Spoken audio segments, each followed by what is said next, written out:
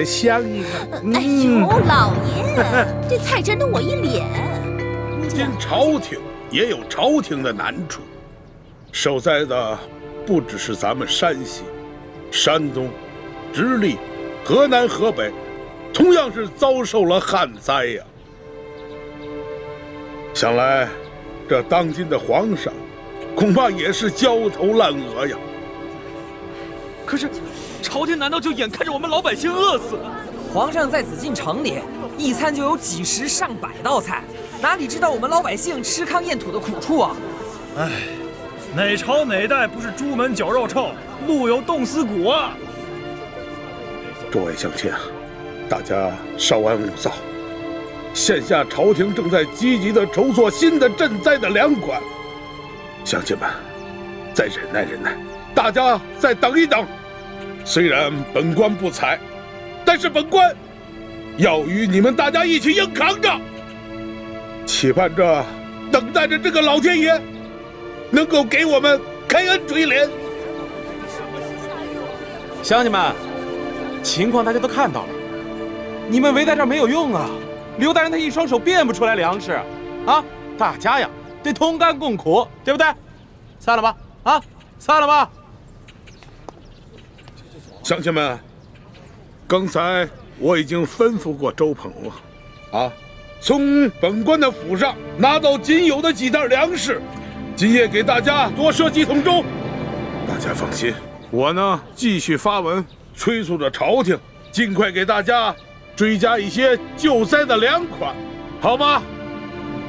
你们抬头看看啊，如此炎热的天气，乡亲们，大家都省下气力啊，都散了吧，回去歇着啊！哎，歇着，散了吧，散了吧，散了吧，啊，散了吧。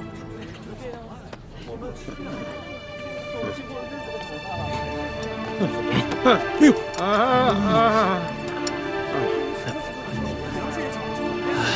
散了吧，走。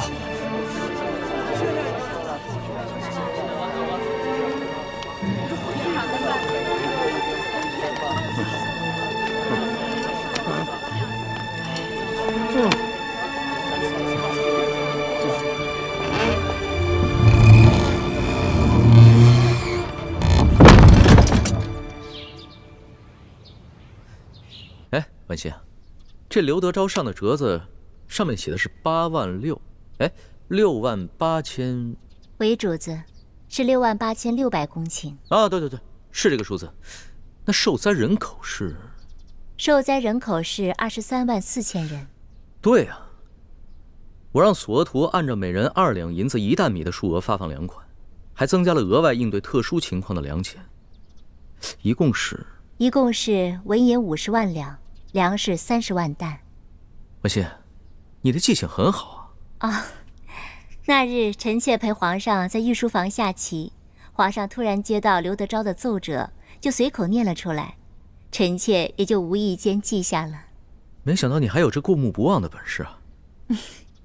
臣妾别无所长，唯有这巧记之功，还算拿得出手。但愿能为皇上效力。这刘德昭上报的灾情数字，比我此次出巡实地考察的数字多出了1倍。我是按照他上报的数字核发了救灾钱粮，就算他们层层截留，就算他们截留一半，那剩下的钱粮也应该足够灾民们对付到下一个收获季。可情况为什么会这样呢？也许刘德昭他们截留了不止一半呢。可我看刘德昭那一脸菜色的样子，可不是我想象中贪婪无度的样子。龙小弟，你上当了。主子，真是画虎画皮难画骨，知人知面不知心呢。我们悄悄潜入了他的府邸，不去当戏子，真是浪费了他的表演天分。啊，你别急，慢慢说。他一进府，完全变了个人。快快，老爷，哎，赶紧坐下坐下。哎呦呦呦！哎，热死老爷了！别站着了，赶紧给摁。哎呀，热坏了吧？怎么样？这些刁民都散了。散了。哼，这些刁民虽然说是刁蛮，但是也好糊弄。也亏你想得出来，用这菜汁敷面，这效果比我说多少话都管用。见老爷都一脸菜色，那些刁民自然也不好再为难老爷了，只会去埋怨朝廷赈灾不力。想老爷了吧？那是。来，让老爷香一个。哎呦，老爷，这菜沾得我一脸。这样，我先给老爷洗洗脸啊。洗脸，洗完了脸再香香。这西瓜怎么了？特意给你弄这个。这个刘德昭，连他小老婆房间里都是冰块。哎，据听说他府里的冰窖比他整个府还要大，冬天藏的冰块够他们用整个夏天了。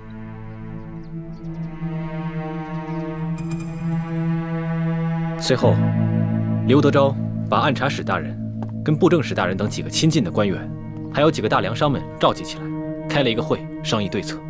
大人，下官已去了书府吊唁，会过了钦差龙大人。他是奉了皇上的密旨前来调查书剑遇刺一案。钦差龙三来我山西太原府办案，却不来我这知府召会一声，看来这个人也是一个拿枪做事不好相处之人呐。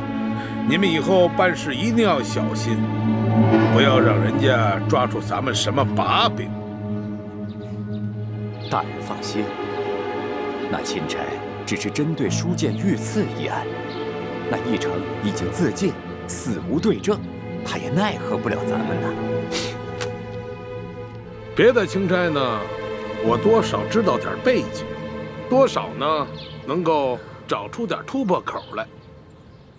唯独这个钦差龙三，我从未听说过。我这心里着实还有些不踏实。大人放心，我等已发动京城的所有关系来打探这个龙大人的背景了。像这种从来没听说过的钦差，多半是寒门出身，说不定啊是从什么偏远的地方提上来的。别看他表面一本正经，其实这个时候正是如饥似渴啊！大不了咱们多多破费，把他喂饱了就是了嘛。就是啊。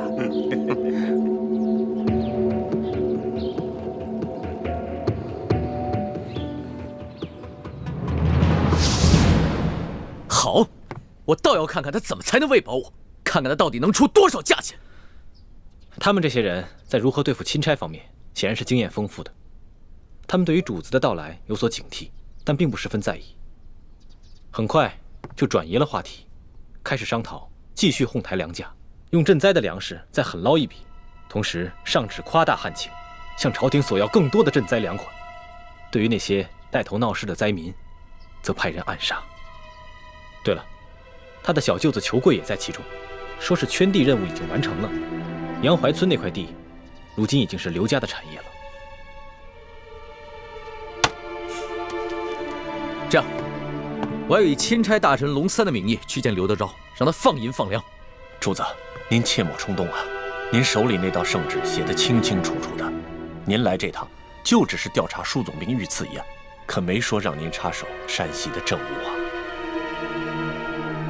而且，刘德昭他们早就把赈灾的粮款从官仓中转移了，到时候他带着主子去空空的粮仓银库转一圈，推说那些粮款早已发放完毕了，主子又能奈何？那我就让他交出已经核发粮款的账册。哎呀，可是主子，您这手里没有圣旨，越权插手地方政务，刘德昭他根本不会买您的账，不可能交出账册来的。刘德昭要伪造账册也容易，到底有多少灾民？这些灾民姓氏名谁，家住何处？难道主子还有功夫一一去查验吗？这样，我们先想办法查出那些赈灾银、赈灾粮存在什么地方，等有了银钱以后，就好逼他发放了。龙小弟，这点我跟大哥早就想好了，而且我们已经查到地方了。真的？我早就说过，在宫里是你罩着我，出了宫可就是我罩着你啦。据说这个刘德昭的小舅子裘贵是太原府最大的粮商，所以一等他们开完会。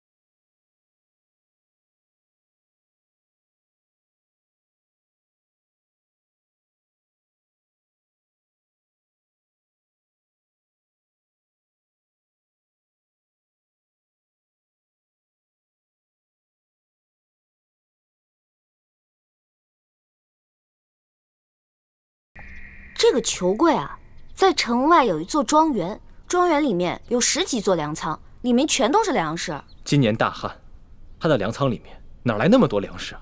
还不都是朝廷调拨的赈灾粮？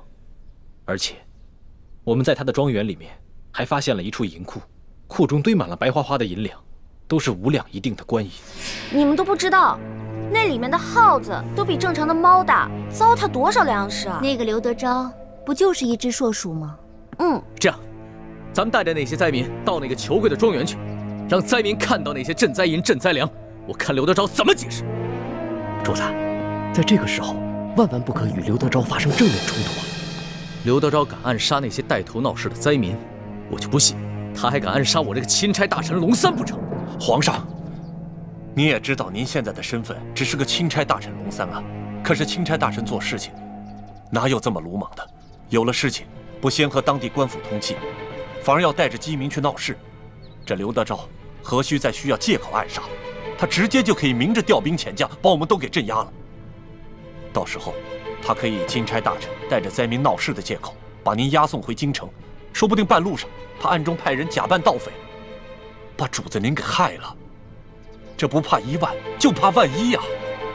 是啊，主子，索大人说得对，这太原不比京城，这些地方的官也不比京官，您还是不要抛头露面的好。皇上，主子，其实我们大可以不必露面，只需暗中把消息泄露给灾民即可。是我一时冲动了，虽然我不宜露面，但是我真的很想看看这个刘德昭到底是怎么应付这些灾民的。好吧，包在我身上，保准别人认不出你。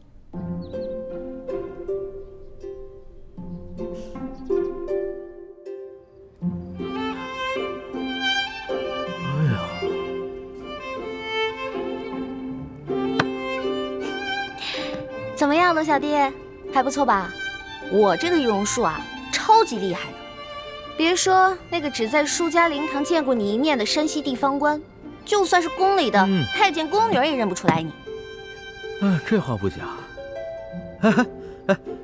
你真不愧是我的老大呀，记忆就是会的比我多呀。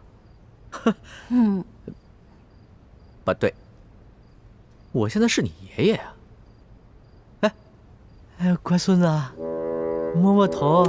走开！一看你现在这个样子，就是嘴上没长毛的童子鸡。你这样怎么当我爷爷啊？喏，给你一粒变声丸，保你在12时辰之内改变声音。不过我这个变声丸很贵的，一粒丸差不多得要1两银子。什么？不是1两银子？你还当我是不知柴米油盐的笨皇帝啊？不是你告诉我，他用了什么材料？1两银子值吗？哇，龙小弟变聪明了，都骗不了你了啊！老大，你以后要想当这个奸商啊，难喽。真是个小气的皇帝。不过比起以前大手大脚的样子，我更喜欢你现在这样。真的？真的。